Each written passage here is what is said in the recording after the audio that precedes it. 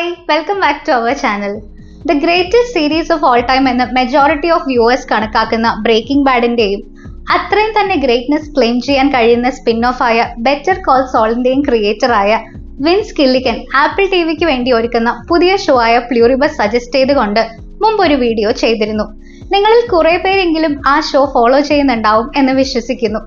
അതിലെ ഫസ്റ്റ് സീസണിന്റെ episode vice explanations ചെയ്യാം എന്നാണ് കരുതുന്നത്.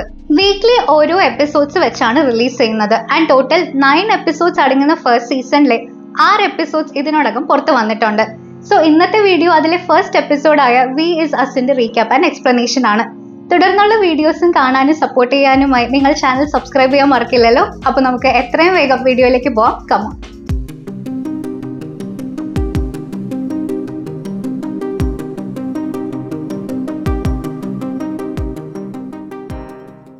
പ്ലൂറിബസിന്റെ ഫസ്റ്റ് എപ്പിസോഡ് തുടങ്ങുന്നത് 439 days 19 hours 56 minutes 11 seconds എന്നൊരു കൗണ്ട് ഡൗൺ ടൈമർ സ്ക്രീനിൽ കാണിച്ചുകൊണ്ടാണ്. സോ അത്രയും സമയത്തിന് ശേഷം വരാനിരിക്കുന്ന എന്തോ ഒരു ഇവന്റിനെ സൂചിപ്പിച്ചുകൊണ്ടാണ് സീരീസിന്റെ തുടക്കം തന്നെ. ന്യൂ മെക്സിക്കോയിലെ VLA അഥവാ വെരി ലാർജ് അറേ എന്ന അസ്ട്രോണമി ഒബ്സർവേറ്ററിയിൽ തന്റെ കൊളീഗിനെ അക്ഷമനായി കാത്തു നിൽക്കുന്ന ഒരു സയന്റിസ്റ്റിനെ നമുക്ക് കാണാം. ഒടുവിൽ കാർ ഡ്രൈവ് ചെയ്തെത്തുന്ന കൊളീഗിനോട് അയാൾ കാര്യങ്ങൾ എക്സ്പ്ലെയിൻ ചെയ്യുകയാണ്. 600 ലൈറ്റ് ഇയേഴ്സ് അകലെ കെപ്ലർ 22b എന്ന എക്സോ പ്ലാനറ്റിന് സമീപത്ത് നിന്ന് വന്നുകൊണ്ടിരിക്കുന്ന ഒരു റേഡിയോ ട്രാൻസ്മിഷൻ അയാൾ ഡിറ്റക്ട് ചെയ്തിരിക്കുകയാണ്. ഒരു മോഴ്സ് കോഡ് സന്ദേശം പോലെ തോന്നിക്കുന്ന ഈ ട്രാൻസ്മിഷൻ ഓരോ 78 സെക്കൻഡിലും റിപ്പീറ്റ് ചെയ്തുകൊണ്ടിരിക്കുകയാണ്. എന്തായാലും ഈ ഇൻട്രസ്റ്റിംഗ് ഫൈൻഡിങ് അവിടേക്ക് കൂടുതൽ സയന്റിസ്റ്റുകളെ ആകർഷിക്കുകയും അവർ ഒന്നിച്ച് കാര്യങ്ങൾ അനലൈസ് ചെയ്യാൻ ശ്രമിക്കുകയുമാണ്. ആദ്യം ബൈനറി കോഡ് ആണെന്ന് കരുതിയ ആ സന്ദേശം സത്യത്തിൽ 4 വ്യത്യസ്ത ഫ്രീക്വൻസികൾ ചേർന്നതാണെന്ന് അവർ മനസ്സിലാക്കുന്നു. പിന്നീട് നമ്മൾ തുടക്കത്തിൽ കണ്ട 2 സയന്റിസ്റ്റുകളും ചേർന്നുള്ള ഒരു കോൺവെർസേഷനിടെ ഈ ട്രാൻസ്മിഷൻ ആദ്യം ഡിറ്റക്ട് ചെയ്ത ആൾ ഇതൊരു ഡേറ്റ എൻക്രിപ്ഷൻ ആണെന്ന് തിരിച്ചറിയുന്നു. ശേഷം നമ്മൾ കാണുന്ന ലാബ് എക്സ്പെരിമെന്റ് സീൻസിൽ നിന്നും ആ സന്ദേശം സത്യത്തിൽ എന്തോ ഒരു ലൈഫ് ഫോമിന്റെ RNA അഥവാ ജനിതക ഘടനയാണെന്ന് മനസ്സിലാക്കാം. സോ സയന്റിസ്റ്റ് ആ സീക്വൻസിനെ റിവേഴ്സ് ട്രാൻസ്ക്രിപ്റ്റേസ് എന്നൊരു പ്രൊസീജിയർ ഉപയോഗിച്ച് DNA ആയി കൺവേർട്ട് ചെയ്ത് അതിലടങ്ങുന്ന മിസ്റ്റീരിയസ് മെസ്സേജ് എന്താണെന്ന് തിരിച്ചറിയാൻ ശ്രമിക്കുകയാണ്. ഈ സീനിൽ തന്നെ ടൈമർ കൗണ്ട് ഡൗൺ ഇപ്പോൾ 71 days 13 hours 21 minutes 2 secondsലേക്ക് താഴ്ന്നതായി നമുക്ക് കാണാം. അതായത് ഫ്രീക്വൻസി ഡിറ്റക്ഷൻ ഇവന്റിന് ശേഷം ഏകദേശം 1 വർഷം കഴിഞ്ഞിട്ടുണ്ട്. മാത്രമല്ല എക്സ്പെരിമെന്റ്സിലൂടെ കണ്ടെത്തപ്പെട്ട DNA ഫ്ലൂയിഡ് ഇപ്പോൾ എലികളുടെ മേൽ പരീക്ഷിക്കപ്പെടുകയാണെന്ന് കൂടി നമുക്കിവിടെ കാണാൻ കഴിയും. ഇവിടെ നിന്ന് ഷോ നമ്മളെ കൊണ്ടുപോകുന്നത് ഒരു ബുക്ക് റീഡിംഗ് ഇവന്റിലേക്കാണ്. അവിടെ തന്റെ പുതിയ നോവലായ ബ്ലഡ് സോങ് ഓഫ് വോയ്ക്കാരോയുടെ പ്രൊമോഷനുമായി ബന്ധപ്പെട്ട് ബുക്ക് റീഡിംഗ് ആൻഡ് സൈനിങ് ഒക്കെയായി തന്റെ ആരാധകർക്കൊപ്പം സമയം ചെലവഴിക്കുന്ന കാരൽ സ്റ്റൂക്ക എന്ന ഫാന്റസി റൊമാൻസ് നോവലിസ്റ്റിനെ നമ്മൾ പരിചയപ്പെടുന്നു. അവളുടെ പാർട്ട്ണറും മാനേജറുമായ ഹെലൻ കൂടി കാരലിനൊപ്പം ഉണ്ട്. കാരൽ തന്റെ റീഡേഴ്സിന്റെ ഒപ്പീനിയൻസ് കേൾക്കുന്നതും അവർക്ക് ഫോട്ടോസ് എടുക്കാൻ ക്ഷമയോടെ നിന്ന് കൊടുക്കുന്നതും ഒക്കെ നമുക്കിവിടെ കാണാം. എന്നാൽ തിരികെ പോകാനുള്ള ക്യാബ് വരുമ്പോൾ അതിനുള്ളിൽ കയറിയ ശേഷം കാരലിന്റെ റിയൽ നേച്ചർ നമുക്ക് വ്യക്തമാകും. അവൾക്ക് സത്യത്തിൽ തന്റെ ഇപ്പോഴത്തെ ഈ ലിറ്റററി വർക്ക്സിനോടോ ഫാൻസിനോടോ യാതൊരു ആത്മാർത്ഥതയും ഇല്ല. കമേഴ്ഷ്യലി തന്റെ നോവൽസ് ആൾക്കാർക്കിടയിൽ വർക്ക് ആകുന്നുണ്ട് എന്നതുകൊണ്ട് മാത്രം അവൾ ഇതൊക്കെ എഴുതുന്നു എന്നേ ഉള്ളൂ. ഏതാണ്ടൊരു മടുത്ത അവസ്ഥയിൽ റെസ്റ്റ് എടുക്കുന്ന കാരലിനെ ഹെലൻ ആശ്വസിപ്പിക്കുന്നു. ഇതിനുശേഷം വീണ്ടും കൗണ്ട് ഡൗൺ ടൈമർ പ്രത്യക്ഷപ്പെടുമ്പോൾ അതിപ്പോൾ 29 days 23 hours 49 minutes 58 secondsലേക്ക് താഴ്ന്നിട്ടുണ്ട്. അതായത് നടക്കാൻ പോകുന്ന ഇവന്റിന് ഇനി 1 മാസത്തിൽ താഴെ സമയമുള്ളൂ. തൊട്ടടുത്ത് കാണിക്കുന്ന സംഭവങ്ങൾ United States army medical research institute of infectious disease എന്ന ലബോറട്ടറിയിലാണ് നടക്കുന്നത്. അവിടെ ഡോക്ടർ ജെന്നും ഡോക്ടർ ഡിയും എന്നിങ്ങനെ 2 റിസർച്ചേഴ്സും അവിടുത്തെ റിസപ്ഷനിസ്റ്റായ മെല്ലുമായുള്ള കോൺവെർസേഷനിൽ നിന്ന് അവർ ലൈസോജനിക് വൈറസസ് അടങ്ങുന്നതെന്ന് വിശ്വസിക്കുന്ന ഒരു DNA സീക്വൻസിലാണ് വർക്ക് ചെയ്യുന്നതെന്നും മുൻപ് റാബിറ്റ്സിലും ഗിന്നി പിഗ്സിലും ഇപ്പോൾ എലികളിലും ഒക്കെ പരീക്ഷിച്ചിട്ടും അവരുടെ റിസർച്ച് കാര്യമായി മുന്നോട്ട് പോയിട്ടില്ല എന്ന് നമുക്ക് മനസ്സിലാക്കാൻ കഴിയും. എന്തായാലും പിന്നീട് ഡോക്ടേഴ്സ് ലാബിലെത്തി എലികളെ ഗ്യാസ് ചെയ്യാൻ തുടങ്ങുന്നതിന് മുമ്പായി അതിൽ ഒരെലി അനക്കമില്ലാതെ കിടക്കുന്നത് അവർ ശ്രദ്ധിക്കുന്നു. ഡോക്ടർ ജെൻ അതിനെ അശ്രദ്ധമായി കയ്യിലെടുത്ത് എക്സാമിൻ ചെയ്യുന്നതിനിടെ അത് അവരുടെ കയ്യിൽ കടിച്ച് മുറിവേൽപ്പിച്ച ശേഷം നിലത്ത് വീണ് ഓടുന്നു. ഡോക്ടർ ഡി എലിയെ പിടിച്ച് ബോക്സിലാക്കാൻ പോകുമ്പോൾ ജെൻ എത്രയും വേഗം തന്റെ മുറിവ് വാഷ് ചെയ്യാൻ ശ്രമിക്കുന്നെങ്കിലും പെട്ടെന്ന് അവർ അവിടെ നിന്ന് വല്ലാതെ വിറയ്ക്കാൻ തുടങ്ങുന്നു. അതായത് ഏതാണ്ട് ഫിറ്റ്സ് അല്ലെങ്കിൽ സീഷർ വന്നതുപോലെ. ഇത് ശ്രദ്ധിക്കുന്ന ഡോക്ടർ ടി പെട്ടെന്ന് അവളെ ഡിസിൻഫെക്റ്റിംഗ് ചേംബറിലെ ഷവറിന് കീഴിലേക്ക് കൊണ്ടുപോകുന്നുണ്ട്. ഷവറിന് കീഴിൽ നിൽക്കവേ ജെന്നിന്റെ ഷിവറിംഗ് നിൽക്കുന്നതും അവളുടെ മുഖത്ത് ഒരു വല്ലാത്ത ചിരി പ്രത്യക്ഷപ്പെടുന്നതും നമുക്ക് കാണാം.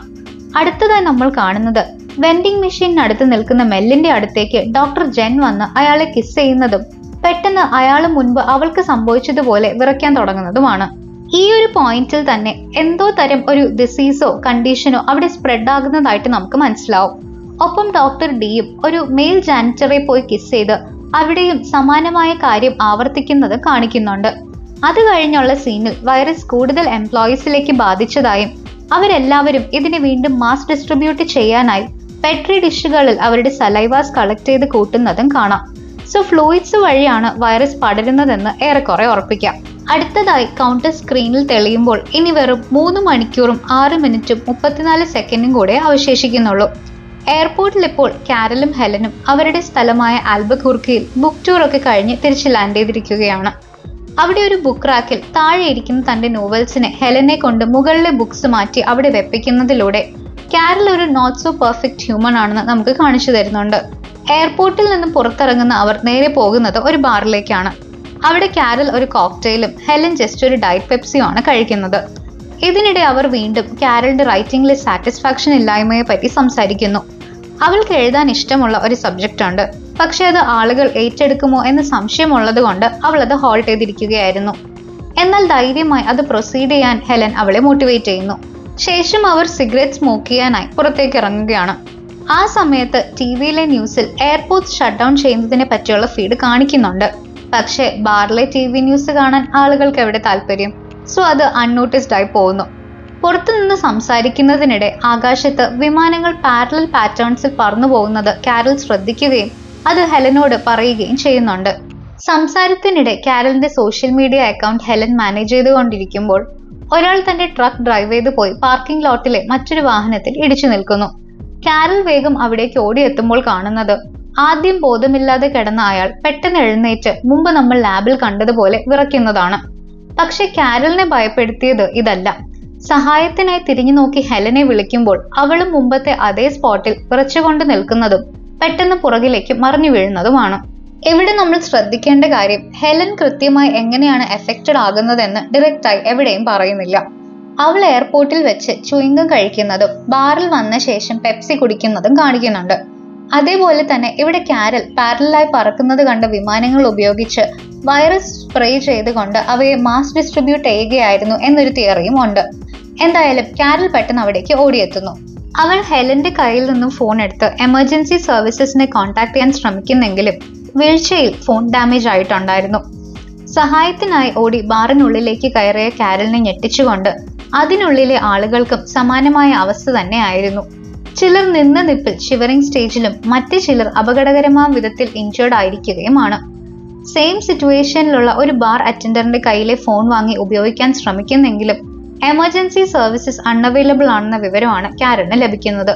ഇനിയിപ്പോ ഒറ്റ മാർഗമേ ഉള്ളൂ, എത്രയും വേഗം കാരൽ ഹെലനെ ഹോസ്പിറ്റലിലേക്ക് കൊണ്ടുപോവുക. പക്ഷെ അതിലൊരു ചെറിയ പ്രശ്നമുണ്ട്.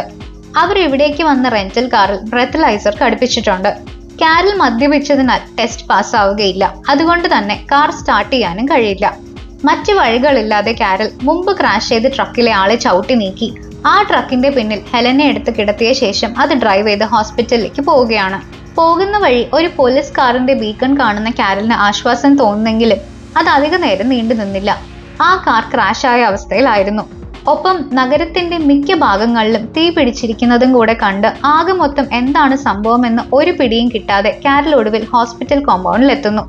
അവിടെയും കാര്യങ്ങൾ ഒട്ടും വ്യത്യസ്തമായ അവസ്ഥയിലല്ലെന്ന് ട്രക്ക് സ്റ്റോപ്പ് ചെയ്ത സമയം കൊണ്ട് തന്നെ കാരലിന് പിടികിട്ടി കഴിഞ്ഞിരുന്നു. എങ്കിലും ഒരു നേർത്ത പ്രതീക്ഷയോടെ അവൾ ഹോസ്പിറ്റലിലേക്ക് ഓടിക്കയറുന്നു. പക്ഷെ അതോടെ അവളുടെ എല്ലാ പ്രതീക്ഷകളും അവസാനിച്ചു. കാരണം അവിടെ ഓർഡർലീസും ഡോക്ടേഴ്സും പേഷ്യൻസും അടക്കം എല്ലാവരും മുമ്പ് അവൾ ബാറിൽ കണ്ടതിന് സിമിലർ ആയ രീതിയിലാണ് ഉണ്ടായിരുന്നത്. തിരികെ അവൾ ഓടി ഹെലന്റെ അടുത്തേക്ക് എത്തിയപ്പോൾ ഹെലന് ബോധം വന്നിരുന്നു. പക്ഷെ അവളുടെ മുഖത്ത് ഡോക്ടർ ജെന്നിൽ നമ്മൾ കണ്ട അതേ തരത്തിലുള്ള വല്ലാത്തൊരു ചിരി ഒരു നിമിഷത്തേക്ക് പ്രത്യക്ഷപ്പെട്ടു. എന്നാൽ അടുത്ത നിമിഷം അവൾ മരിച്ചു പോവുകയും ചെയ്യുന്നു. ആകെ തകർന്നു പോയ കാരൽ അവളെ കെട്ടിപ്പിടിച്ച് കരയുന്നു. പക്ഷെ തല പൊക്കി നോക്കി അവൾ കാണുന്ന കാഴ്ച മുമ്പ് ഹോസ്പിറ്റലിനുള്ളിൽ വിറച്ചുകൊണ്ടിരുന്ന എല്ലാവരും ഒരേ രീതിയിൽ ഒന്നും സംഭവിക്കാത്തതുപോലെ പുറത്തേക്ക് നടന്നു വരുന്നതാണ്. മുമ്പ് ട്രക്ക് ഓടിച്ച് ക്രാഷ് ചെയ്ത് ബോധമില്ലാതെ കിടന്ന ആളും ഇതേ തരത്തിൽ തന്നെ പെരുമാറുന്നുണ്ടായിരുന്നു. സ്ട്രീറ്റിലേക്ക് എത്തി ഒരേപോലെ ഒരിടത്തേക്ക് നോക്കി നിൽക്കുന്ന ആ ക്രൗഡിനടുത്തേക്ക് കാരൽ വരികയും ആകെ കിളിപോയി നിൽക്കുന്ന അവൾ എന്തെങ്കിലും വിവരം കിട്ടുമോ എന്നറിയാൻ ഒരു ഓർഡർലിയെ തട്ടി വിളിക്കുകയും ചെയ്യുന്നു. എന്നാൽ കാരലിന്റെ കിളികൾ പോകാൻ ഇനിയും ബാക്കിയുണ്ടായിരുന്നു. ഓർഡർലി തിരിഞ്ഞു നോക്കുന്ന കൂട്ടത്തിൽ അവിടെ ഉണ്ടായിരുന്ന എല്ലാവരും അവളെ നോക്കുകയാണ്. എന്തൊക്കെയാണ് ഇവിടെ സംഭവിക്കുന്നതെന്ന് ചോദിച്ച അവളെ പെട്ടെന്ന് ആ ഓർഡർലി കിസ് ചെയ്യുന്നു. എന്നാൽ ഇതുവരെ കണ്ടതിൽ നിന്നും വ്യത്യസ്തമായി കാരലിന് ഫിസിക്കലായ ഒരു ചേഞ്ച് സംഭവിക്കുന്നില്ല.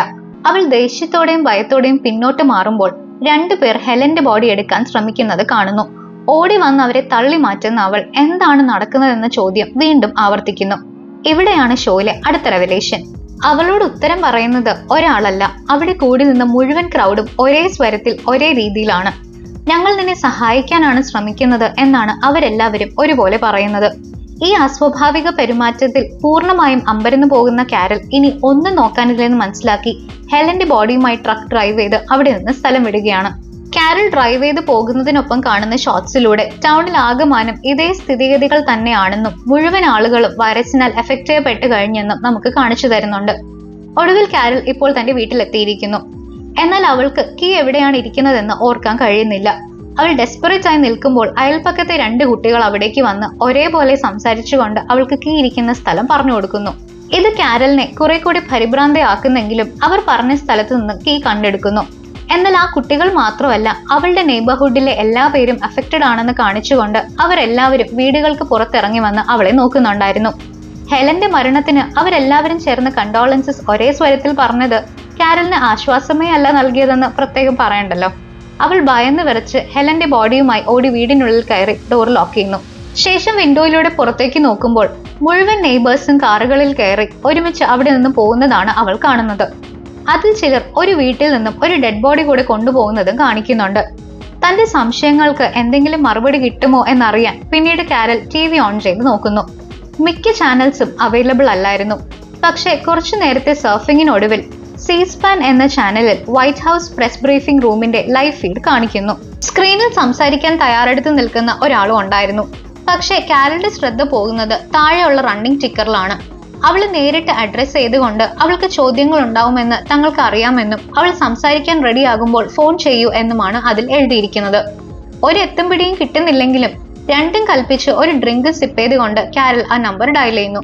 ഇപ്പോൾ അവളോട് ഫോണിൽ സംസാരിക്കുന്ന ആ സ്ക്രീനിൽ കാണുന്ന ആൾ പ്രസിഡന്റും US ഗവൺമെന്റിലെ മറ്റ് പല സീനിയേഴ്സും മരിച്ചുപോയി എന്ന വിവരം അവളെ അറിയിക്കുന്നു.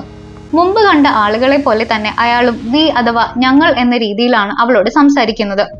ഇപ്പോൾ അവളുമായി കമ്മ്യൂണിക്കേറ്റ് ചെയ്യുന്നത് അണ്ടർ സെക്രട്ടറി ഓഫ് അഗ്രികൾച്ചർ ആയ ഡേവിഡ് സ്റ്റാഫ്ലറിന്റെ ശരീരത്തിൽ നിന്നും ആണെങ്കിലും അത് ഭൂമിയിലെ ബാക്കിയുള്ള മുഴുവൻ ആളുകളും ചേർന്നാണ് എന്നൊക്കെയാണ് അയാൾ പറയുന്നത്. ഈ കോൺവെർസേഷനിൽ നിന്നും ചില പ്രധാനപ്പെട്ട കാര്യങ്ങൾ കൂടി നമുക്ക് മനസ്സിലാക്കാം. ഒന്നാമത്, ഹെലൻ മരിച്ചത് വൈറസ് ഇൻഫെക്ഷൻ കാരണമല്ല, അത് അവൾ പുറകിലേക്ക് വീണപ്പോൾ തലക്കേറ്റ ഇമ്പാക്ട് കാരണമാണ്. ആൻഡ് ഹൈവ് മൈൻഡ് ആളുകളുടെ മനസ്സ് വായിക്കുകയല്ല ചെയ്യുന്നത്, അഫക്റ്റഡ് ആകുന്ന ആളുകളുടെ മുഴുവൻ മെമ്മറീസും നോളജും ഒരു ക്ലൗഡ് സ്റ്റോറേജിലേക്ക് എന്നതുപോലെ അപ്ലോഡ് ആവുകയാണ് ചെയ്യുക. മരിക്കുന്നതിന് തൊട്ടു മുൻപ് ഹെലന്റെയും മെമ്മറീസ് ഇതുപോലെ ലിങ്ക്ഡ് ആയതുകൊണ്ടാകാം കുട്ടികൾക്ക് കീ എവിടെയാണ് ഇരിക്കുന്നത് എന്ന കാര്യം അറിയാൻ കഴിഞ്ഞത്. കൂടാതെ ഇതൊരു ഏലിയൻ ഇൻവേഷൻ അല്ലെന്ന് കൂടി ഇവിടെ അവളെ കൺവിൻസ് ചെയ്യാൻ ശ്രമിക്കുന്നുണ്ട്. രണ്ടാമതായി, അറിയാത്ത എന്തോ കാരണത്താൽ കാരൽ വൈറസിന് ഇമ്മ്യൂൺ ആണ്. ആൻഡ് അവളെ പോലെ തന്നെ മറ്റ് 12 പേർ കൂടി ഭൂമിയിൽ അവശേഷിക്കുന്നുണ്ട്. അതിന്റെ കാരണം എന്താണെന്ന് മനസ്സിലാക്കുന്നത് വരെ അവൾക്ക് ആവശ്യമുള്ള എല്ലാം ചെയ്തു കൊടുക്കാനും സംരക്ഷിക്കാനും ഹൈവ് മൈൻഡ് കമ്മ്യൂണിറ്റി തയ്യാറാണ് എന്നാണ് പറയുന്നത്.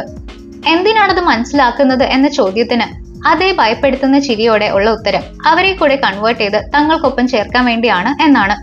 തനിക്കതിന് സമ്മതം അല്ലെങ്കിലോ എന്ന കാരലിന്റെ ചോദ്യത്തിന് ഒരു ഒഴുക്കം മട്ടിലുള്ള മറുപടി കേൾക്കുന്നതോടെ അവൾ ഫോൺ കട്ട് ചെയ്ത് കളയുന്നു. ഫോണിലെ അവളുടെ വോയിസ് മെയിലിലേക്ക് ഹൈവ് മൈൻഡ് കോൺടാക്ട് ചെയ്ത് നിർത്താതെ ക്ഷമ ചോദിക്കാൻ തുടങ്ങുന്നിടത്ത് തന്റെ സർവ്വ നിയന്ത്രണവും നഷ്ടപ്പെട്ട കാരൽ ഷട്ടപ്പ് പറയുന്നിടത്ത് എപ്പിസോഡ് അവസാനിക്കുകയും അവസാനമായി ഒരു കൗണ്ട് ഡൗൺ ടൈമർ കൂടി കാണിക്കുകയും ചെയ്യുന്നു. എന്നാൽ ഇപ്പോൾ 59 മിനിറ്റ് 57 സെക്കൻഡ് എന്ന് കാണിക്കുന്ന ടൈമർ പിന്നോട്ട് പോകുന്നതിന് പകരം 1 മണിക്കൂർ തികച്ചുകൊണ്ട് മുന്നോട്ടാണ് നീങ്ങുന്നത്. സോ ഇവന്റ് നടന്നിട്ട്, അതായത് ഈ ചില എക്സെപ്ഷൻസ് ഒഴിച്ചാൽ ഹൈവ് മൈൻഡ് ഹ്യൂമൻ റേസിനെ കംപ്ലീറ്റ്ലി ടേക്ക് ഓവർ ചെയ്തിട്ട് ഇപ്പോൾ 1 മണിക്കൂർ കഴിഞ്ഞിരിക്കുന്നു. സോ അതാണ് വി ഇസ് അസ് എന്ന first episode of season 1 of curious. വളരെ ഇൻട്രസ്റ്റിംഗ് ആയ ഒരു കോൺസെപ്റ്റിനൊപ്പം ഏറ്റവും എൻഗേജിംഗ് ആയ മേക്കിംഗ് കൂടെയാണ് ഷോയുടേത് എന്ന് എടുത്തു പറയേണ്ടതുണ്ട്. ആൻഡ് ഒരുപാട് തോട്ട്സ് ആൻഡ് തിയറീസിന് കൂടെ വഴിവെക്കുന്ന തരത്തിലാണ് ഒരുക്കിയിട്ടുള്ളത് എന്ന കാര്യത്തിൽ സംശയമില്ല. സോ നിങ്ങൾക്ക് അത്തരം തോട്ട്സ് ഉണ്ടെങ്കിൽ കമന്റ്സിലൂടെ മെൻഷൻ ചെയ്യും എന്ന് കരുതുന്നു. കൂടെ വീഡിയോ ഇഷ്ടമായാൽ ലൈക്ക് ചെയ്യാനും ചാനൽ സബ്സ്ക്രൈബ് ചെയ്യാനും മറക്കില്ലല്ലോ. അപ്പോൾ എത്രയും വേഗം വേറൊരു വീഡിയോയിൽ കാണാം. അതുവരെ ബൈ.